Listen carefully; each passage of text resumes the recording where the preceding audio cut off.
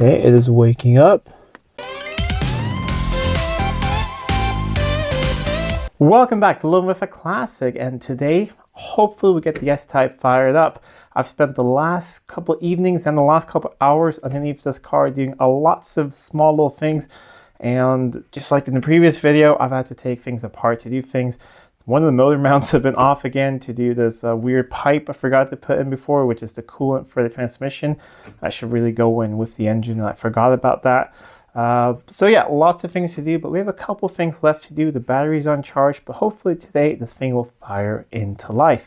Thank you so much for all the support for the previous video, all the support you guys have for me tackling this project and trying to finish it. It's been my nemesis for a long time, but I really hope that today is the day that it fires up.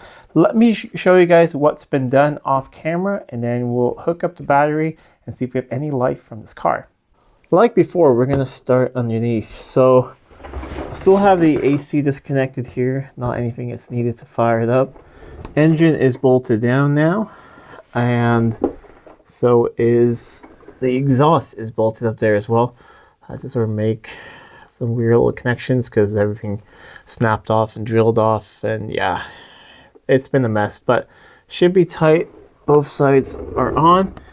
That is extremely tight and extremely fiddly. I mean, that bolt you can see there's not that bad, but the one behind there, that one's pretty bad to get to. All of these connectors for the O2 sensors are connected. This connector, the crank position sensor, was sadly damaged when I put the engine in, but I think this is the way the pin goes.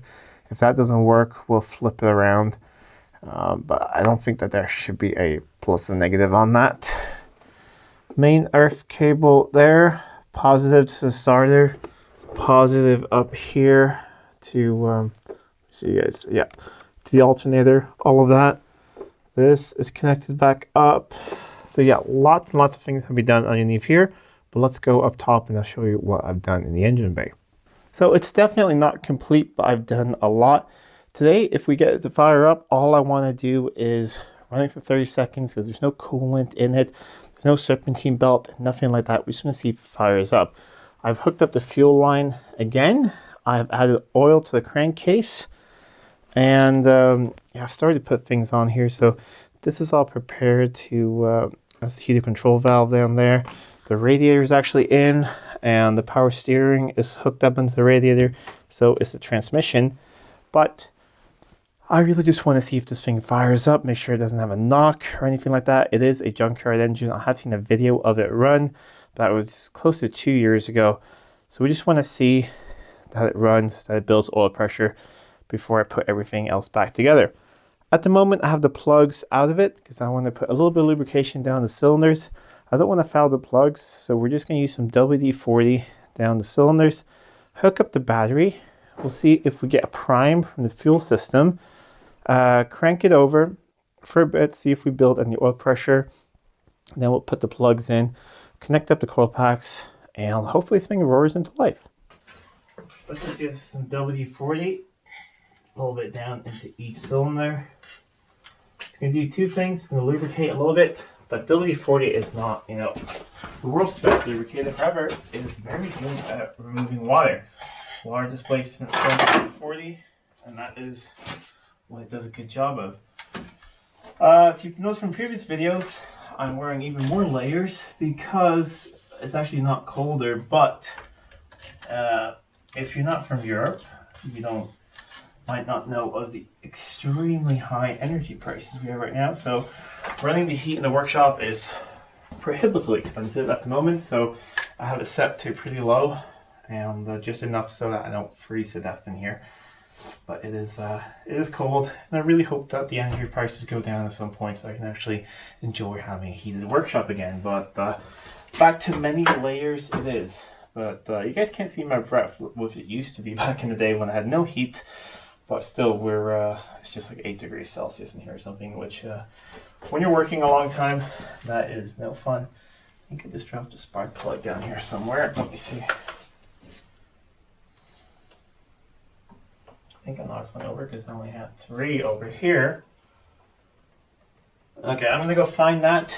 We'll hook up the battery and we'll see if this thing cranks. The battery is in the boot like most modern Jags, and it's quite a big one.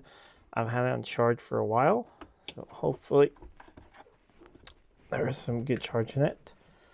Heard some relays click here. We have a light on.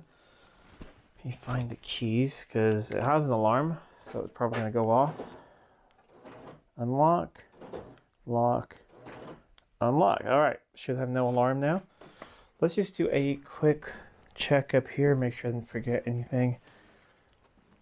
A bit of W40 is going to shoot out cylinders, but that's really not that big of a deal. It's engine base quite dirty, so we're going to clean it otherwise later anyways. Okay, no alarm. That is a good thing. Let us see if we have any life whatsoever. Okay, I think I'm going to actually need to set up the light for you guys.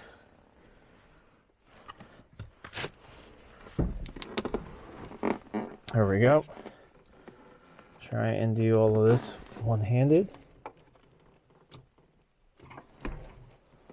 Okay, it is waking up. Passenger door open, boot open, passenger door open. So nothing else. All of this is making lots of weird sounds. Let me see if we hear the fuel pump.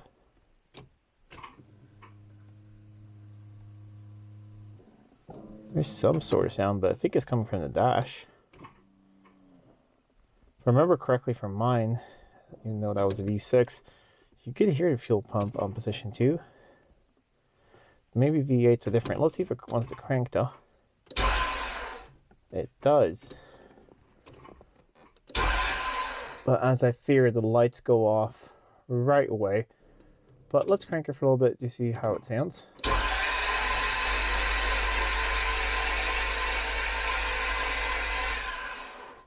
Yeah, that oil light is on right away. So I think we're probably starting to build our pressure, but I just don't think that this works like an old car where I can see if we're building on pressure.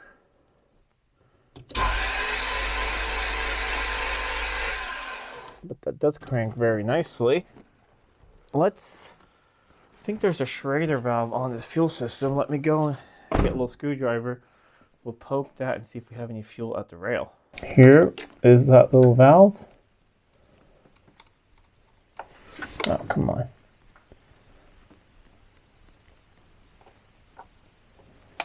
Not the slightest, even. But I do smell W40 everywhere. Alright, I'm gonna have a look. The fuse is back there. I don't think I pulled the fuel pump fuse with how this thing lasts. I know I pulled that fuse when I did a compression test on the old engine, but then we actually fired that thing up afterwards, so I must have had the fuse in place. But let me go check the fuse box and I'll be right back. Some troubleshooting has been done, and you know what? I think the fuel pump is bad. That's modern fuel for you guys. Sat for 2 years and most likely the pump is stuck. So that there, fuse 17, is the fuel pump fuse. I pulled it, it's fine. That's the fuel pump relay, and that's a fuel pump diode. The fuel pump relay over here, if you have a look at the relay in question, so this is the signal side and this is the power side, so it gets, can you guys see that? Yeah. 3 should connect to 5, so 3 is power in, 5 is power out. 3 is that one, and power out is that one. So it has 12 volts there at the power inside and the power outside. I've connected those together and nothing happens. However, can you guys hear this?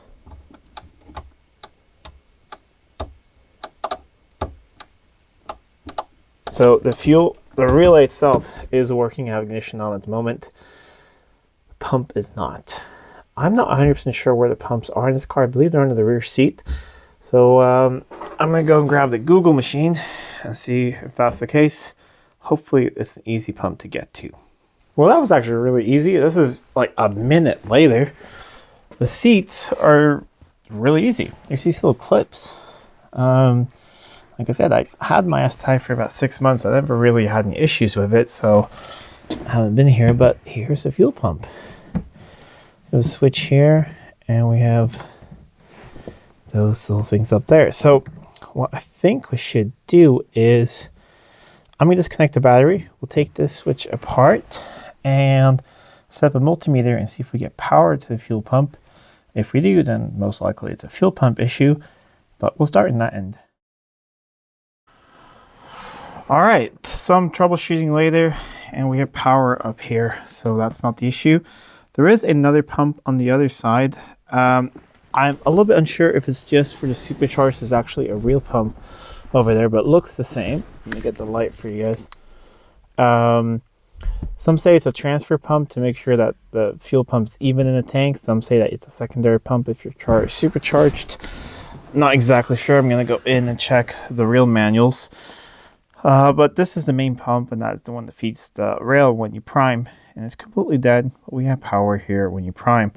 So that way, we know that this pump is bad, and I need to order one. Not anything I can get right away. It's also the weekend, but hopefully I can get one in a couple of days, and then we can continue starting this thing up. I don't think I'm going to continue putting things together, just because I still want to hear this thing fire up before I put more things together. But yeah, 14th of May 1999. Makes sense. This is a 1999 car. So that was mostly a failure. It does crank though, so that works. However, no fuel. But I do think everything else probably works. If we had fuel, I think it would have fired up. But I'm going to order a pump, and yeah, we'll go for it. At least this thing will have a new fuel pump, and we can have a look inside the tank. Shouldn't be any issues, but yeah, this thing has not stopped fighting me. It continues to fight me, and hopefully this is the last battle, or one of the last big battles. Once it fires up, we'll put everything else back together and go through some of the brakes, and this thing should be back on the road. Anyways, if you like this video, please give a thumbs up, share it with friends. If you're not already subscribed to the channel, please do subscribe to the channel. It really does help out a lot. Until next time, I'm Adam. This was Living with a Classic. I'll see you soon.